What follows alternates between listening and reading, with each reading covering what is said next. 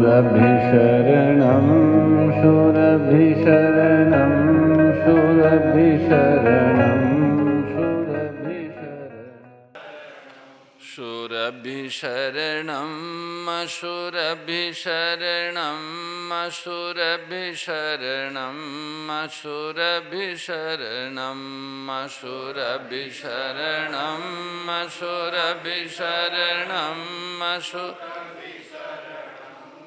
शूरभिशरणं शूरभिशरणं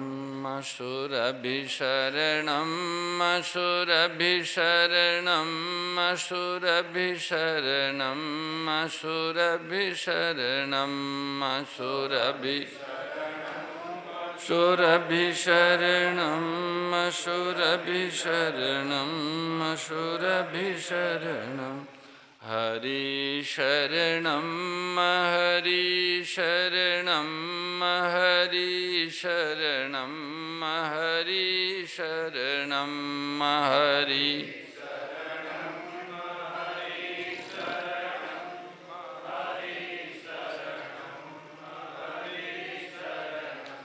हरि शरणं हरि शरणं हरि शरणं हरि हर शरणं हरि हरि शरणं हरि शरणं हरि हर शरणं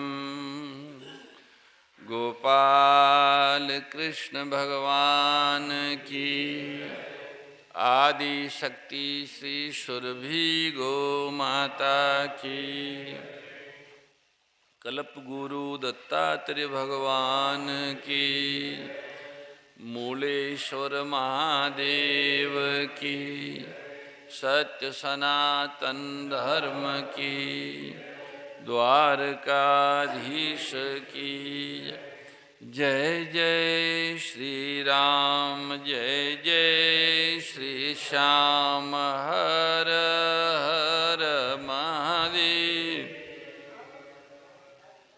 नारायण नारायण नारायण नारायण नारायण परहित सरिष धर्म नहीं भाई पर पीड़ा सम अग नहीं जगमाई। परहित के समान धर्म नहीं है, दूसरों का हित करना ही धर्म कहलाता है। और जिसमें सर्वहित हो वो परम धर्म है। जिस प्रवृत्ति में सबका हित हो वह परम धर्म है। परम धर्ममयी प्रवृत्ति को सर्वहितकारी प्रवृत्ति कहते हैं। सर्वहितकारी प्रवृत्ति परमात्मा को प्रसन्न करने का अमोघ साधन है। और जितनी प्रवृत्तियों परमार्थमयी प्रवृत्तियों होती है उन सब में सर्वोत्तम और सबका हित करने वाली प्रवृत्ति गौ सेवा है। गौ सेवा इस धरती पर पुण्यों का संचय करने का अद्भुत और अनुपम साधन है। जो भाई बहन अपने पुण्य को सर्जित करना चाहते हैं, पुण्य का अर्जन करना चाहते हैं, पुण्य की कमाई करना चाहते हैं, वे येन केन विधि गौ सेवा करें। गौशालाओं के माध्यम से गौ सेवा करें, घर में गौ पालन करके गौ सेवा करें, गौ सेवा करने वाले लोगों को प्रोत्साहित करके गौ सेवा करें, गौ आधारित खेती करके गौ सेवा करें, स्वयं गोवर्ती बन के गौ सेवा करे। ये सब गौ सेवा के ही आयाम है। सज्जनों, हम एक अद्भुत और ऐतिहासिक जगह पर उपस्थित हैं। जैसा हमें सुनने को मिला कि मूलराज सोलंकी सिद्धराज जी के पिताजी, सिद्धराज सोलंकी के पिताजी मूलराज सोलंकी हुए। उन्हीं के नाम से भगवान भोलेनाथ का यहाँ मंदिर बना है। भारत की सीमा के निकट ही आया हुआ है ऐसा लग रहा है, और जगह भी बड़ी ऊंची है। जब कभी इस मंदिर के निर्माण के लिए भूमि का चयन किया हुआ होगा तो उस समय कोई न कोई यहाँ ऐतिहासिक दृश्य, बहुत प्रभावशाली दृश्य सामने आया होगा। जिसने इस भूमि का चयन किया है, भूमि में बड़ा शौर्य है और इसमें प्रकाश भी है। आप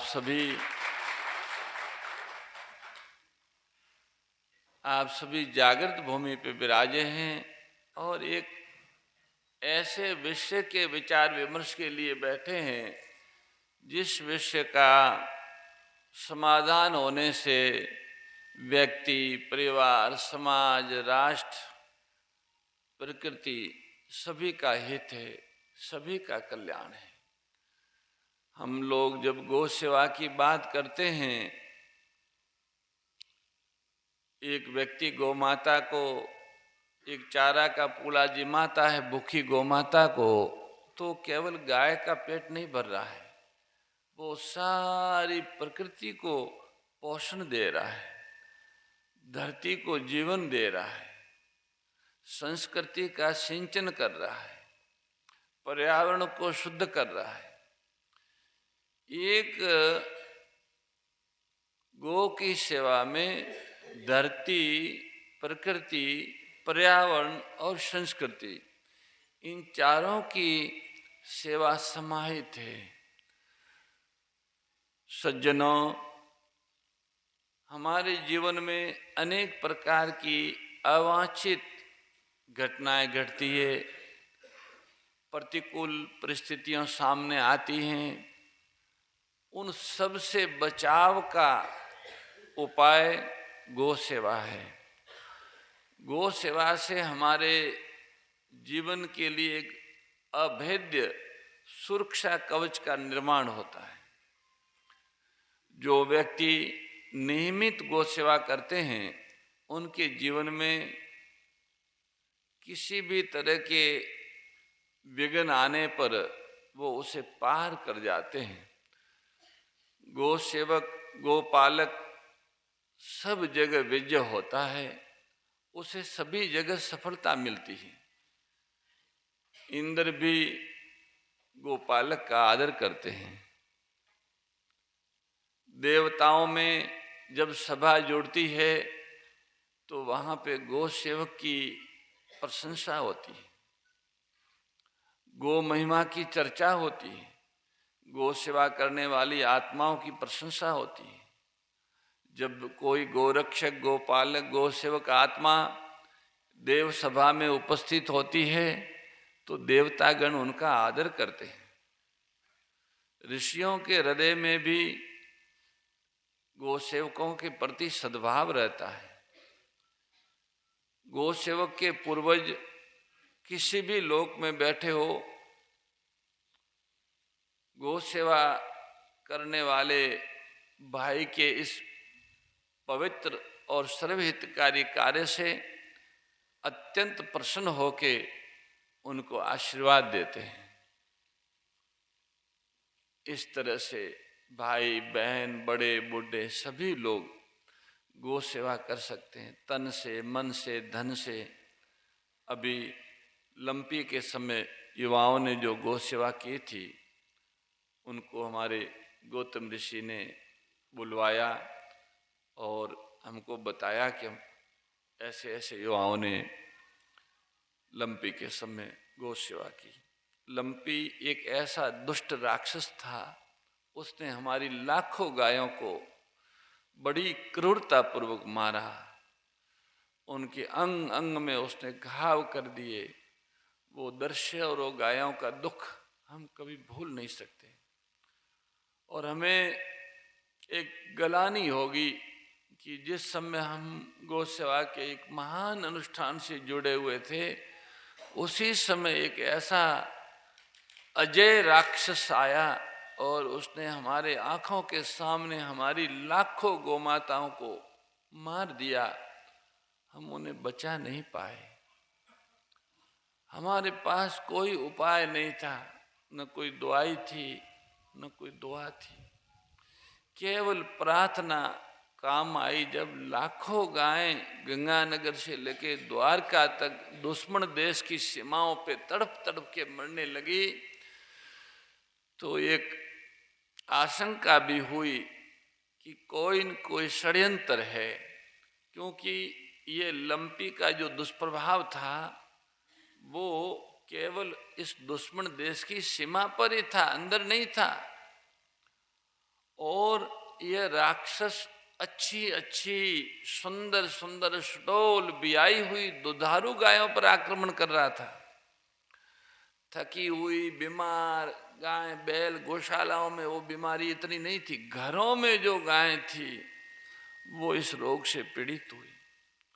जो अच्छी नस्ल की बची हुई गाय थी, उस गायों की नस्ल का नाश करने के लिए कोई असुरों का षड्यंत्र है, ऐसा आभास हुआ। भारत सरकार का आह्वान भी किया कि इसकी जांच हो, ये क्या था। सरकार ने उसकी जांच रिपोर्ट अभी तक नहीं बताई। जब सरकार ने ज़्यादा रुचि नहीं ली, साथ नहीं दिया, गौडपॉक्स नाम का एक वैक्सीन ला के पकड़ा दिया, जो भेड़ बकरियों को पशुओं को पाश्चात्य जगत में जर्सी को लगाते थे, वही हमें भी दे दिया, पर उससे कोई गाय बच नहीं रही थी। तो कोई उपाय नहीं रहा। ऐसे में भगवान से प्रार्थना की, रोए भगवान के आगे, कई दिनों तक रोते रहे। और जैसे छोटा बालक जब कुछ नहीं कर सकता है, माँ के पास पहुँचने के लिए चल भी नहीं सकता है, बोल भी नहीं सकता है, तब वो रोता है व्याकुल होके, तो माँ कितनी भी दूर हो उनके कान में आवाज़ पड़ते ही वो आ जाती है और बच्चे को संभाल लेती है।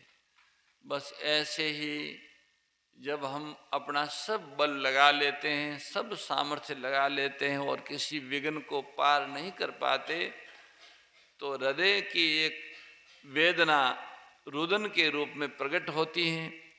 और वह वेदना, रुदन की वेदना भगवान के पास पहुंचती है और भगवान उसे तत्काल सुनते हैं। 10 दिन तो इस लंपी का आक्रमण रहा। 10वें दिन फिर ये कमजोर पड़ गया। अभी भी इसका दुष्प्रभाव है, पर अभी ये गायों को मार नहीं सकता, ये खुद अधमरा हो गया। ये है राक्षस, पर हनुमान जी ने पीट पीट के इसको अधमरा और विकलांग कर दिया। हनुमान जी तो हमारे कलयुग में भी अजर अमर अजय देव है, और वो भगवान के भक्तों के साथ रहते हैं। जब कोई भगवत भक्ति में लगता है तो हनुमान जी उनको साथ देते हैं, सहयोग करते हैं और सुरक्षा करते हैं। ये जीवन का अनुभव है। तो इस राक्षस को भी हनुमान जी ने, मरा तो नहीं है राक्षस, पर इसे घायल कर दिया भगवान ने पीट के। और हजारों युवाओं के हृदय में गौ माता की करुणा जगी। गांव गांव नगर नगर में बच्चे घाव पड़ी हुई गायों की सेवा में लग गए, कीड़े निकालने, पट्टी करना, खिलाना। हजारों बच्चे गुजरात और राजस्थान में हमने देखे, घूम के जगह जगह लगे हुए थे। सज्जनों, जिन युवाओं ने या अन्य भाई बहनों ने लंपी के समय गौमाता की दुख से अपने हृदय को दुखी किया, वास्तव में उन्होंने तो बहुत बड़ा पुण्य अर्जन कर लिया। देखो, गाय तो बचाना गोविंद का काम है, वो ही बचाएगा और वो ही बचाते हैं। पर गोविंद की गायों की पीड़ा से जो पीड़ित हो जाता है, उसके अंदर के पाप धो जाते हैं, उसका हृदय पवित्र हो जाता है, कोमल हो जाता है। हृदय में करुणा जगना बहुत ऊंची बात है। गाय के दुख से दुखी होके जिनका हृदय करुणित हुआ, उन्होंने अपनी चेतना को ऊपर उठाया है, वो आगे बढ़े हैं।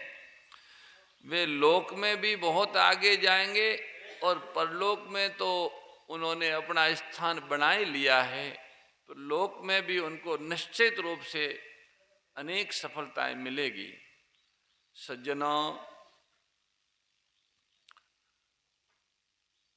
बहुत ही विश्वास के साथ एक बात हम कह सकते हैं कि अगर हम सच्चे हृदय से गौमाता का आश्रय लेते हैं तो दुनिया का ऐसा कोई कार्य नहीं है जिसमें सफलता न मिले। सच्चे हृदय से आश्रय लेने वाले को, गौमाता का आश्रय लेने वाले को सभी साथ देते हैं। आज से पहले गोरक्षा के लिए जितनी आत्माएं देव हुई हैं, वे सब देवी शक्तियों भी गोरक्षक गोसेवक के साथ हो जाती हैं। और साक्षात देवगण, ऋषिगण, पितृगण वे तो साथ देते ही हैं। इसलिए भाइयों, गौ सेवा का पुण्य अर्जित करो। अवसर है, ये कलयुग के मध्य में सतयुग आया है। इसकी अवधि केवल 80 वर्ष की है। 30 वर्ष व्यतीत हो गए हैं। अभी और आप समझ सकते हैं कि इस कलयुग में क्या क्या हो रहा था। अचानक लोगों के हृदय में गो भक्ति की भावना जग गई। पूरे देश में लोग गौ सेवा के कार्य में लग गए। कोई संगठन पीछे नहीं, कोई सत्ता नहीं पीछे, फिर भी सभी लोग जहाँ है जैसे हैं अपने अपने ढंग से गौ सेवा कर रहे हैं। गौ सेवा का भाव ही सतयुग का प्रमाण है। जिसके हृदय में गौ सेवा की भावना है, समझो वो सतयुग में जी रहा है। चारों योग हर दिन आते और जाते हैं। बुद्धि में जो जागृत जीव होते हैं वो सतयुग की भावनाओं को पकड़ लेते हैं और उसी के अनुसार जीने लग जाते हैं। गाय शुद्ध सतोगुण प्रधान है, इसलिए इनके साथ अपनत्व, आत्मीयता, सद्भाव और समर्पण मनुष्य को सतयोग की श्रेणी में ले जाता है। हम सभी ईश्वर की विशेष अनुकंपा के पात्र हैं। वैसे तो भगवान की कृपा सभी पर है। अखिल विश्व ये मोर उपाया, सब पर मोरी बराबर दाया। पर गो सेवक भगवान का अंतरंग है। जैसे कोई अपना अंतरंग मित्र होता है, अपना अधिक, ऐसे गो सेवा करने वाले जो आत्मा है वो भगवान के अत्यंत निकट है। भगवान ने उन पर खूब बड़ा विश्वास किया। ये नहीं कि वो कितने बड़े पद पे है, कितने पढ़े लिखे है, कितने धनी है, उसका कोई अर्थ नहीं है।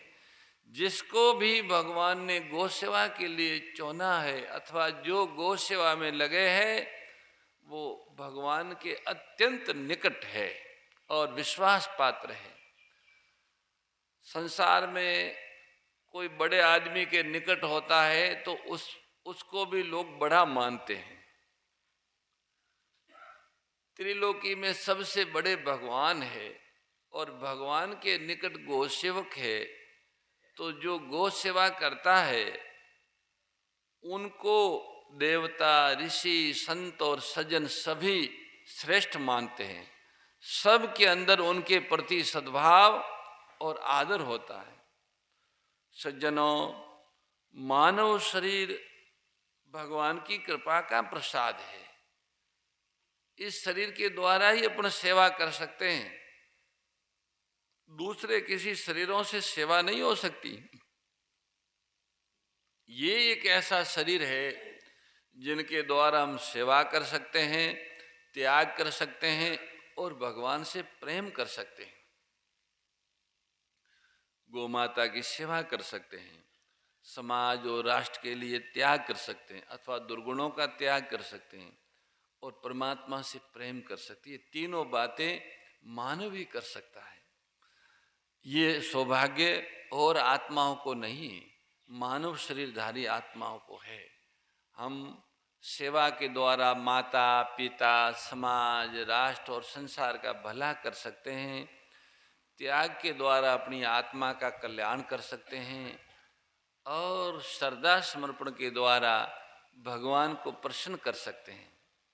ये तीनों कार्य एक साथ हो सकते हैं गौ सेवा से।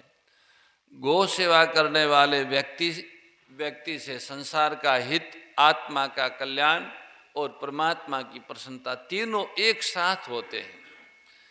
ये एक ही ऐसा अनुष्ठान है जिसमें तीनों सिद्धियां हैं।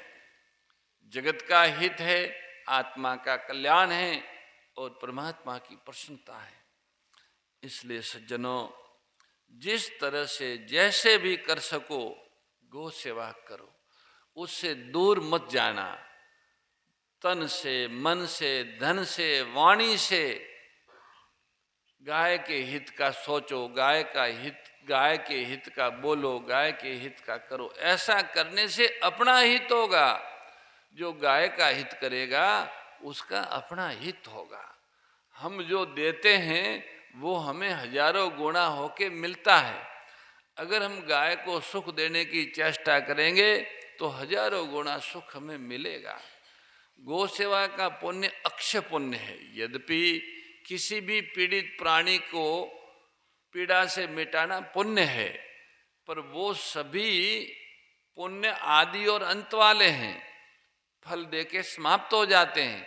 पर गौ सेवा का पुण्य कभी नष्ट नहीं होता, वो अविनाशी पुण्य, फल भी देगा तो भी पुण्य बना रहेगा।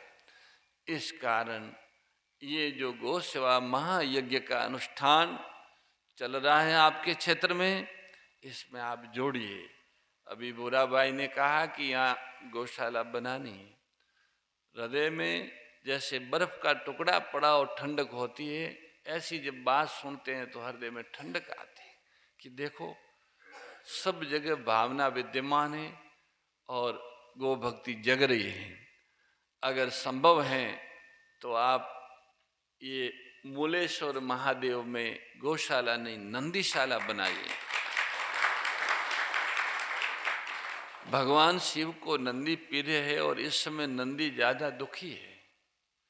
तड़ाव में नंदीशाला की प्रस्तावना इसीलिए लाई कि गौशालाओं तो धीरे धीरे अनेक गांवों में बन रही है। उसमें लोग मादा को तो रखते हैं पर नर को नहीं रखते हैं। रख भी रहे हैं तो पूरे नहीं ले रहे हैं। घरों में भी लोग गाय पालते हैं तो बछड़ा की तकलीफ है कि उसको कहाँ छोड़े।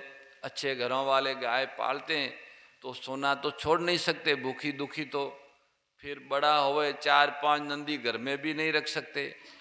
तो ऐसे धर्मात्माओं के घरों में गोपालन हो और वे बछड़े नंदीशाला में जाएं।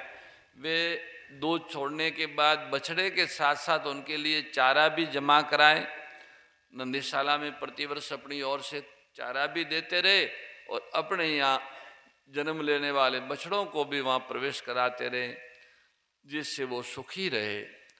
आप अपने गांव में ही नंदीशाला बना लें तो बहुत उत्तम और श्रेष्ठ बात होगी। और जब तक यहाँ नंदीशाला प्रारंभ नहीं होती तब तक यहाँ के नंदियों को आप वहाँ पे तड़ाव भेजना चाहे तो तड़ाव में आप अपनी ओर से एक अपने गांव के नंदियों के लिए, अलग अलग गांवों के भाई बैठे हैं तो अपने अपने गांव के नंदियों के लिए आप गोष्ठ बना सकते हैं। 50, 100, 150 नंदियों तक का एक गोष्ठ बनता है। तो उसमें आप उनके लिए थोड़ा छपरा बनाएं, वाड़ा बनाएं, अवाड़ा बनाएं, गम्हान बनाएं, इतना बना लें। इतना आपको गांव की तरफ से सहयोग करना है। फिर आप अपने गांव के सब नंदियों को एक बार भेज सकते हैं और फिर प्रतिवर्ष चारा अपने सामर्थ्य के अनुसार भेजें। गो आधारित खेती करें। इधर अभी नहर का पानी नहीं आया, हम विश्वास करते हैं जल्दी ही जी आ गया है। तो खेतों में हरियाली क्यों नहीं दिख रही है? पानी ऊंचाई पे है, ऊंचाई पे है तो पानी नहीं पहुंच रहा है, पर वो तो लिफ्ट करके पानी आएगा भगवान की कृपा से और सभी खेतों में अच्छा फसल होगी। गो आधारित खेती करेंगे तो धरती की भी सेवा होगी और गोमाता की भी सेवा होगी। घरों में अपन गोमाता को विराजमान रखते हैं, गीता जी का स्वाध्याय करते हैं, तुलसी जी का स्थान होता है, तो उससे आरोग्य भी मिलता है, हृदय की पवित्रता भी मिलती है, शांति भी मिलती है, संतानों को संस्कार भी मिलता है।